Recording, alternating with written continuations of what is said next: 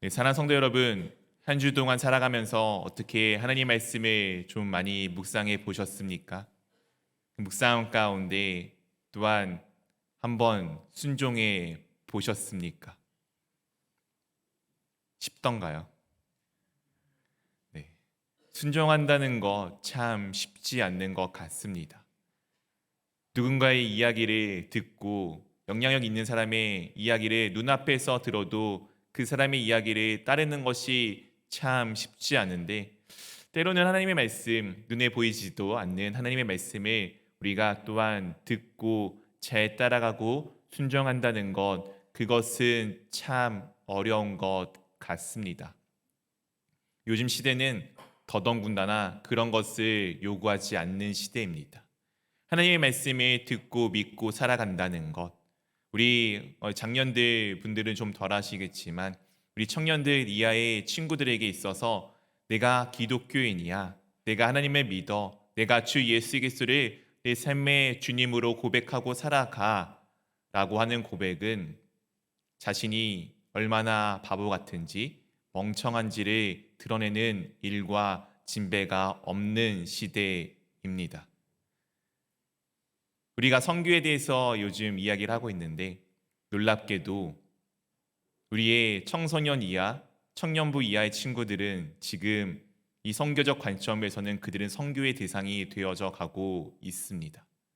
하나님을 알지 못하고 믿지 않고 믿어도 그 삶이 하나님과는 관계가 없어져 버리는 삶으로 바뀌고 있는 이 참 암흑한 시대를 우리가 살아가고 있습니다.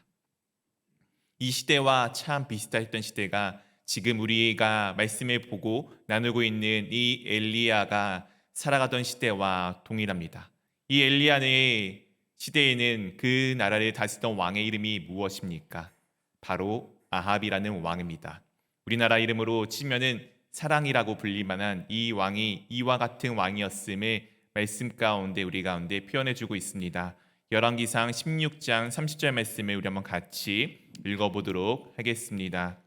오므리의 오므리의 아들 아들 아합이 그의 이전의 모든 사람보다 여호와 보시기에 악을 더욱 행하여 아합이라는 왕이 있는데 이 사람의 특징을 성경에서는 딱 한마디로 요약합니다.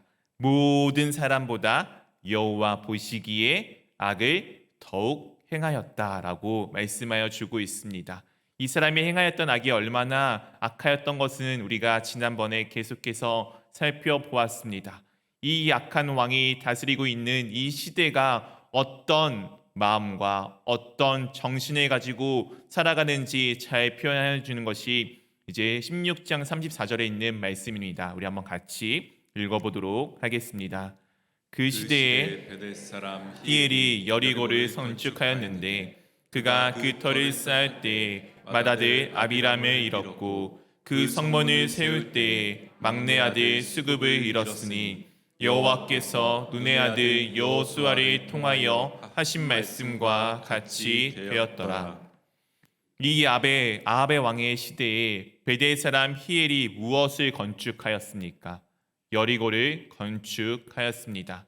이 여리고는 바로 가나안의 상징입니다. 가나안, 하나님을 믿지 않는 이 이방인들의 상징이며 그들의 힘의 상징이며 그들이 갖고 있는 모든 철학과 그 정신의 상징입니다. 이스라엘 백성들이 애굽을 나와 광야 생활을 지나 요단강을 건너 처음으로 가나안 땅에 들어갈 때 가장 먼저 무너뜨린 곳이 바로 이 가나안 성입니다. 크고 정말 거대한 이 가나안 성 어떻게 무너뜨렸는지는 우리는 다 이미 잘 알고 있습니다. 다른 방법도 아니고 그냥 하나님의 말씀에 순종하여 하나님께서 말씀하신 그 방법대로 그 어떤 공격 하나 없이 그 어떤 무기 하나 없이 이 세상에서 취하는 성을 무너뜨리는 그 어떤 방법 하나 없이 하나님의 능력으로 말씀으로 그 성이 무너지게 되었습니다. 즉, 이 세상에 갖고 있는 원리도 이 세상이 추구하는 삶도 이 세상에서 필요한 모든 것들도 하나님 말씀 앞에 다 아무런 소용이 없음을 분명하게 가나안이 무너짐으로써 우리 가운데 이 여리고가 무너짐으로써 우리 가운데 분명하게 말씀하여 주셨고 보여 주셨습니다. 그리고 나서 분명히 하나님께서 여호수아를 통해서 말씀하셨습니다. 이 성을 너희가 다시 세우면은 그 기초를 쌓을 때 맏아들을 잃게 될 것이고 성문을 달 때 막내 아들을 잃게 될 것이다. 이 내용을 분명히 하나님께서 말씀하여 주셨는데 오늘 히일이라는 사람이 여리고를 건축하고 있는 가운데 그 말씀 그대로 기초를 쌓았때 맏아들을 잃게 되었고 그 다음에 공사가 마무리되는 성문을 달 때 그의 막내 아들을 잃게 되었습니다.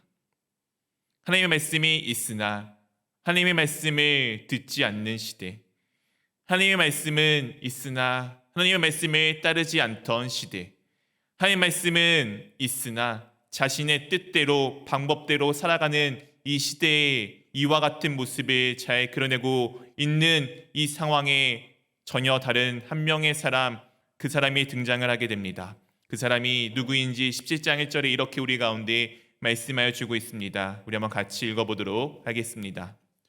길르앗에 우구하는 자 중에 디셉 사람 엘리야가 아합에게 말하되 내가 섬기는 이스라엘의 하나님 여호와께서 살아계심을 두고 맹세하노니 내 말이 없으면 수년 동안 비도 이슬도 있지 아니하리라 하니라. 길르앗에 우구하는 길르앗에 살아가고 있는 디셉 사람 엘리야. 디셉이 어딘지 이후에는 어디에도 등장하지 않는 정말 하나님과 함께 한다라는 의미밖에 남겨져 있지 않는 이 엘리야라는 사람이 지금 아합에게 말합니다. 내가 섬기는 이스라엘 하나님께서 살아계심을 두고 맹세하노니 하나님께서 내 입을 통해서 말씀하시지 아니하시면은 하나님께서 말씀하시지 아니하면 수년 동안 이 땅 가운데 비도 이슬도 없을 것입니다. 아합은 당시에 바알을 숭상하였던 사람입니다. 바알은 가나안의 비와 이슬의 신입니다. 비를 내려주는 신입니다. 우갈 신화에 따르면 그는 구름을 타고 다니는 신이라고 합니다. 비를 관장하는 신이에요. 당시에 이스라엘 사람들 빼놓고 주변에 있는 가나안에 있는 사람들은 하나님 여호와를 광야의 신이라고 믿었습니다. 이 신과 비에 관장하는 신, 누가 비를 내려 주는 신이겠습니까? 당시에 그 사람들은 바알이 비를 내려주는 신이라고 믿었을 것입니다. 근데 엘리야가 지금 이야기를 하죠. 하나님께서 말씀하시지 않으면 이 땅 가운데 비가 그리고 이슬도 있지 아니할 것에 대해서 말씀하고 있습니다. 시제는 이게 옳다라고 이야기하는데 그것과 반대되는 이야기를 지금 엘리야가 하고 있는 것입니다. 이 시대에 바른 것들은 무엇이 있습니까? 이 시대가 추구하고 살아가는 삶들은 무엇이 있습니까? 그러나 그 삶들이 하나님의 말씀과 비추어 보았을 때 진짜일까요? 오늘 엘리야가 말하는 것은 그것이 진짜가 아님을 지금 말하고 있는 것입니다. 그리고 나서 엘리야가 이와 같은 것을 지금 행하게 됩니다. 2절 4절 말씀을 한번 한 절씩 교독하도록 하겠습니다. 여호와의 말씀이 엘리야에게 임하여 이르시되 너는 여기서 떠나 동쪽으로 가서 요단 앞 그리 시냇가에 숨고 4절 같이 읽어보도록 하겠습니다. 그 시냇물을 마시라. 내가 까마귀들에게 명하여 거기서 너를 먹이게 하리라. 이런 시대에 여호와의 말씀이 하나님의 말씀이 지금 엘리야에게 임합니다. 그리고 나서 하나님께서 엘리야에게 무슨 말씀을 하십니까? 너는 여기서 떠나 이 땅에서 떠나 동쪽으로 가서 요단 앞 그리 시냇가에 숨으라라고 말씀하십니다. 요단강은 이스라엘의 젖줄기와 같은 강입니다. 이스라엘에 있어서 모든 생명의 근원이 되는 강입니다. 그 강에 숨은 것도 아니고 그 강에 있는 지류, 그 지류 중에서도 비가 내리지 아니하면은 말라버리는 와디라고 불리는 그 그리시네가에 가서 지금 하나님께서 숨으라고 말씀을 하십니다. 그리고 나서 그 시냇물을 마시는데 내가 하나님께서 너 엘리야에게 까마귀에게 명령하여 거기서 너를 먹이게 할 것에 대해서 말씀하십니다. 까마귀는 전에 말씀을 드렸던 것처럼 이스라엘 사람들에게는 부정한 새입니다. 그 새가 가져다 주는 음식, 가져다 주는 것도 신기하지만 그것을 먹는다는 것, 사실은 이스라엘 사람이라면은 하면은 안 되는 일 중에 하나입니다. 믿을 수도 없고 해서도 안 되는 이 상황 가운데 놀랍게도 엘리야는 이와 같은 것을 그대로 지켜나갑니다. 5절에서 7절 말씀 우리 한 절씩 교독하도록 하겠습니다. 제가 먼저 읽겠습니다. 그가 여호와의 말씀과 같이 하여 곧 가서 요단 앞 그리 시냇가에 머물매 까마귀들이 아침에도 떡과 고기를 저녁에도 떡과 고기를 가져왔고 그가 시냇물을 마셨으나 땅에 비가 내리지 아니하므로 얼마 후에 그 시내가 마르니라. 이 따를 수 없는 상황 가운데 여호와의 말씀과 같이 엘리야가 따라가고 있습니다. 이 세상에 그 누구도 하나님의 말씀을 듣지도 않고 들어도 무시하고 자기의 뜻대로 살아가는 이 상황 가운데 따를 수 없고 따라서도 안 될 것 같은 그 이야기를 지금 엘리야가 순종함으로 나가게 됩니다. 그런데 놀랍게도 그 결과가 무엇입니까? 하나님께서 가서 마시라라고 하였던 그 시냇물이 비가 내리지 않았기에 곧 마르게 되었습니다. 그때 하나님께서 다시 엘리야에게 이와 같이 말씀하십니다. 8절 9절 두 절의 말씀 우리 한번 같이 읽어보도록 하겠습니다. 여호와의 말씀이 엘리야에게 임하여 이르시되 너는 일어나 시돈에 속한 사르밧으로 가서 거기 머물라. 내가 그곳 과부에게 명령하여 내게 음식을 주게 하였느니라. 이때 모든 것이 말라 있는 이때에 여호와의 말씀이 다시 엘리야에게 임합니다. 앞의 일도 말이 안 됐는데 이 뒤에 있는 일은 더 말이 안 됩니다. 시간이 갈수록 더 가관이 되어져 가고 있습니다. 하나님께서 말씀하십니다. 시돈에 가서 과부의 집에서 머무르라. 이 시돈은 어디입니까? 바알 숭상을 하는 본거지입니다. 지금 아합의 장인 어른이 어디 나라 사람입니까?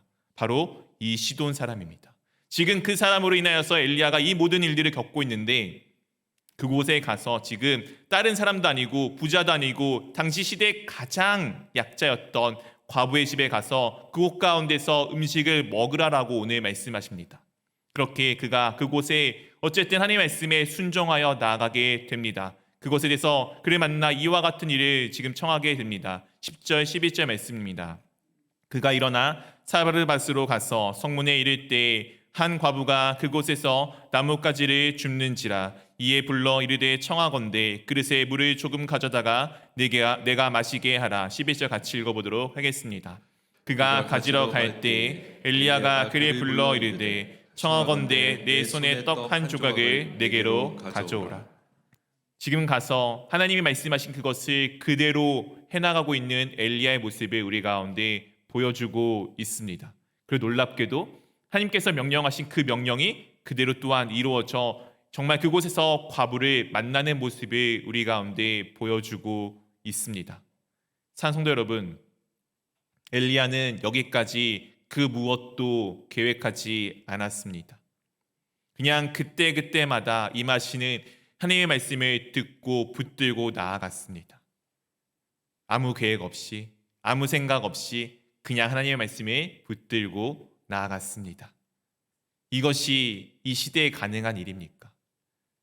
우리는 계속해서 끊임없이 수많은 계획들을 세우지 않습니까? 우리 여기 계신 분들 중에서 다들 보험은 하나쯤 있으실 것입니다. 네, 왜 들어서 놓으셨습니까? 미래를 대비하기 위함 아닙니까? 우리는 계속해서 내 미래에 어떻게 될 것에 대해서 염려하고 어떻게 될 것에 대해서 계획을 세우며 나아갑니다. 오늘 엘리야는 그런 계획은 없었습니다. 엘리야는 그냥 하나님의 말씀을 듣고 그 들음 그대로 그냥 나아갔습니다. 근데 정말 놀랍게도 우리가 보통 그렇게 되면은 모든 일들이 잘 되어야 될 거라고 믿지 않습니까? 모든 일들이 순조롭게 풀려야 될 거라고 믿지 않습니까? 모든 일들이 우리가 정말 계획했던 것보다 더 완벽하고 온전하고 내 삶이 완벽하게 보호가 되는 정말 꽃길만 걸어야 될 것 같지 않습니까? 근데 오늘 이 과부의 말이 참 놀랍습니다. 이와 같이 과부가 고백하고 있습니다. 12절 우리 한번 같이 읽어보도록 하겠습니다. 그가 이르되 당신의 하나님 여호와께서 살아계심을 두고 맹세하노니 나는 떡이 없고 다만 통에 가루 한 움큼과 병에 기름 조금뿐이라. 내가 나뭇가지 둘을 주어다가 나와 내 아들을 위하여 음식을 만들어 먹고 그 후에는 죽으리라. 지금 하나님께서 가서 내가 너에게 명령한 그 과부에게 너에게 명령해서 먹을 것을 줄 것이다라고 말한 그 과부의 고백이 저는 먹을 게 오늘 이 한 끼밖에 없습니다. 오늘 나의 계획은 이것을 먹고 난 이외에 더 이상 아무것도 없기 때문에 그냥 내 아들과 함께 죽으려고 하였습니다라는 고백을 하는 여인을 만나게 됩니다. 하나님의 말씀에 순종하여 아무런 계획도 없고 하나님의 말씀만을 붙들고 정말 내가 생각했을 때는 지키며 따라가면 안 될 것 같은 순간을 넘어왔는데 지금 눈앞에 놓인 결과가 참 암담하지 않습니까? 그런데 그녀에게 엘리야가 이와 같이 이야기를 하게 됩니다. 13절 14절 말씀입니다. 엘리야가 그에게 이르되 두려워하지 말고 가서 내 말대로 하라니와 먼저 그것으로 나를 위하여 작은 떡 한 개를 만들어 내게로 가져오고 그 후에 너와 내 아들을 위하여 만들라. 14절 같이 읽어보도록 하겠습니다. 이스라엘의 하나님 여호와의 말씀이 나 여호와가 비를 지면에 내리는 날까지 그 통에 가루가 떨어지지 아니하고 그 병에 기름이 없어지지 아니하리라 하셨느니라. 엘리야가 지금 그녀에게 말합니다. 두려워하지 말고 가서 내 말대로 하려니와. 너의 말대로 하렴. 근데 그 전에 그것을 나에게 가지고 와서 나와 그리고 너와 너의 아들을 위해서 떡을 만들어. 여호와 하나님께서 말씀하셨는데 그것이 비가 오기 전까지는 떨어지지 아니할 것이다라고 지금 전하여 주고 있습니다. 이 황당하고 이 말도 안 되는 상황에 엘리야는 그새 또 한 번 더 하나님 앞에 무릎을 꿇고 나아갔습니다. 엘리야는 기도의 사람이었습니다. 오늘 말씀에는 드러나 있지 않지만 야고보서에서는 이 엘리야가 하나님 앞에 간절하게 기도함으로 비가 3년 반 동안 내리지 않았다라고 분명히 우리 가운데 말씀하여 주고 있습니다.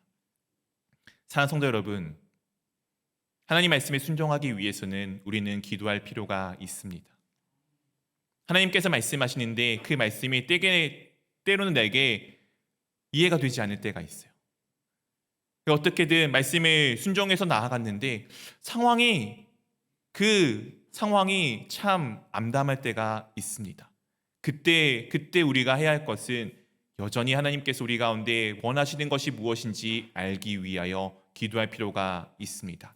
엘리야는 무릎을 꿇고 하나님께 기도함을 통하여서 하나님의 음성을 듣고 그 음성을 그냥 있는 그대로 전하게 됩니다. 그리고 그 음성이 하나님의 말씀이 또한 그대로 이루어짐을 우리 가운데 보여주고 있습니다. 15절 16절 말씀 두 절의 말씀을 한번 같이 읽어보도록 하겠습니다. 그가 가서 엘리야의 말대로 하였더니 그가 엘리야와 그의 식구가 여러 날 먹었으나 여호와께서 엘리야를 통하여 하신 말씀같이 통에 가루가 떨어지지 아니하고 병에 기름이 없어지지 아니하니라. 그녀가 엘리야의 말대로 하게 됩니다. 정확하게는 엘리야를 통해서 하신 하나님의 말씀 그대로 하게 됩니다.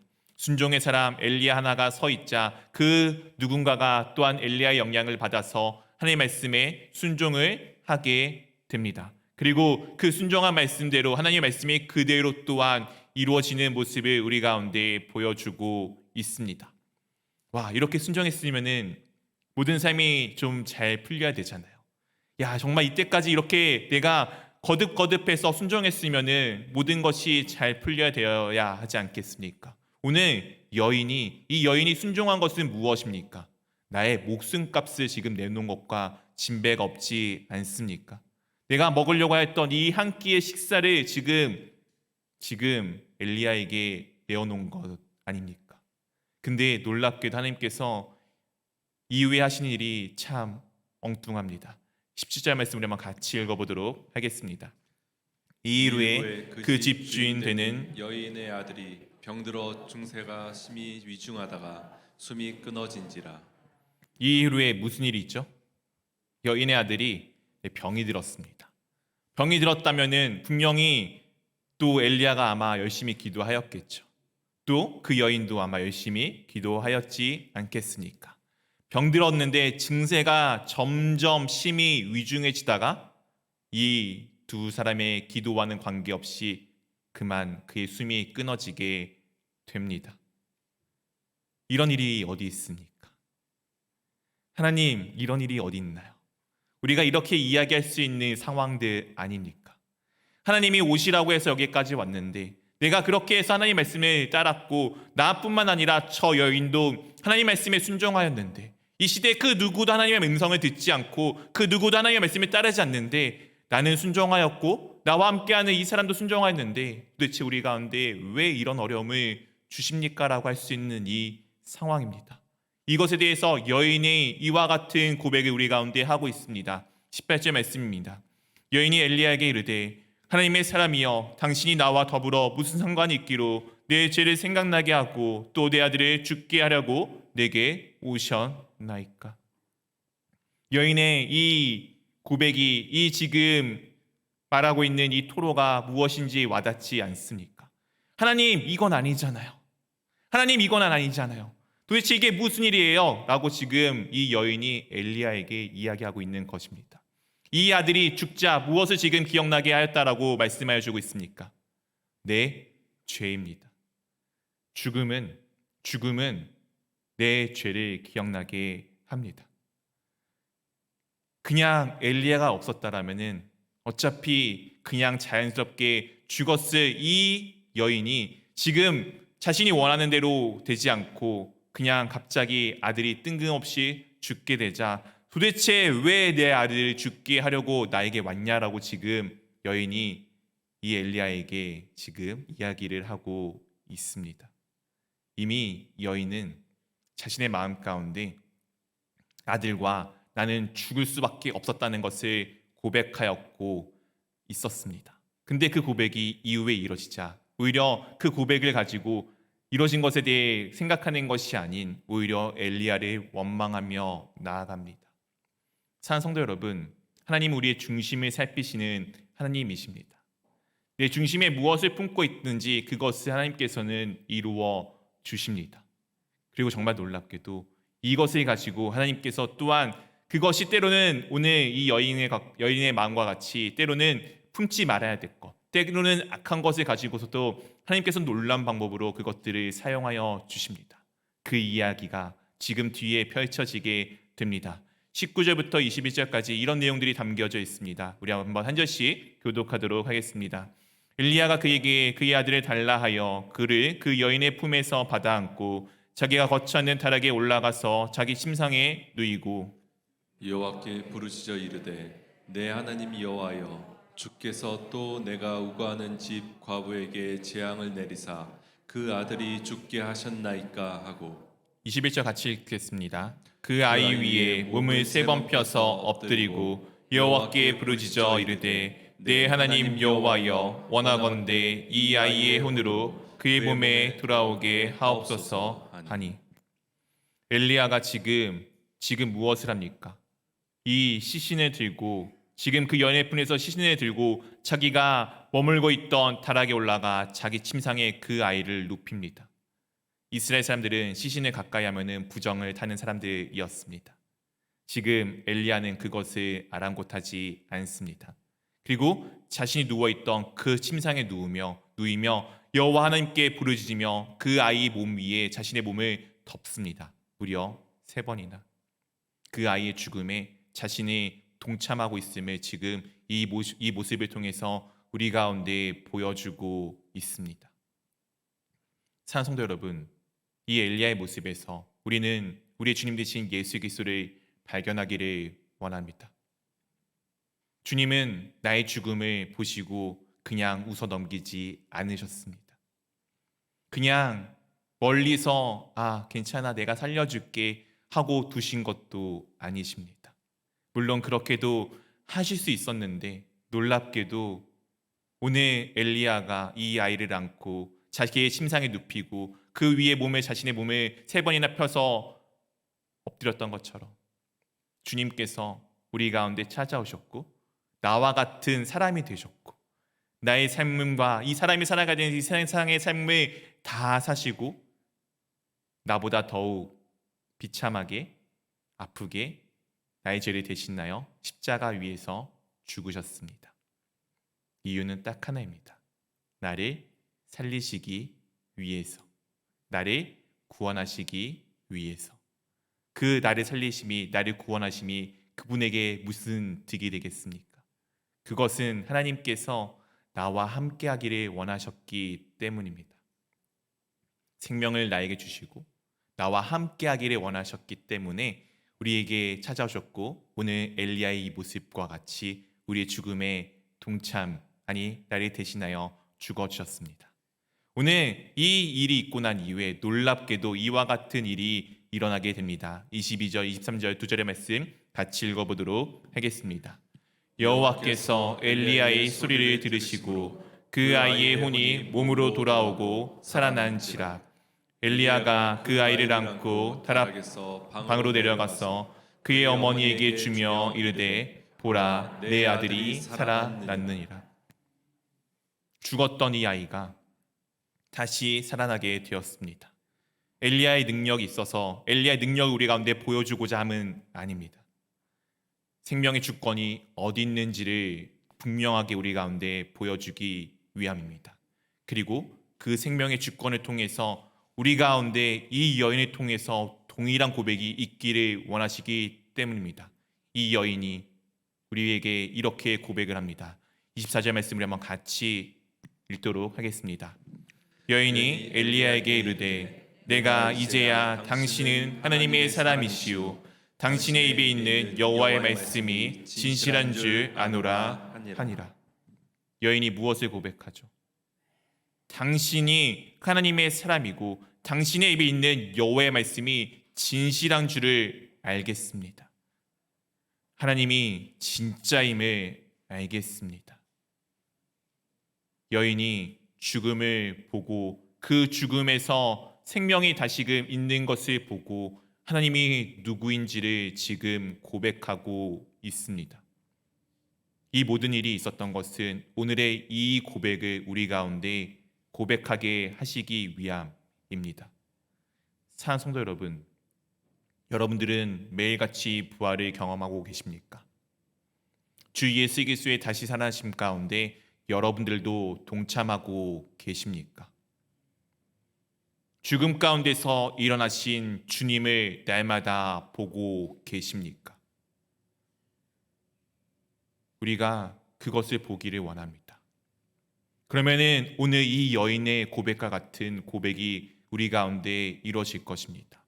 이 여인 분명히 앞에 떡과 기름이 떨어지지 않는 놀라운 내 삶의 체험을 경험하기도 하였어요. 근데 그녀는 여전히 하나님이 누구인지를 몰랐습니다.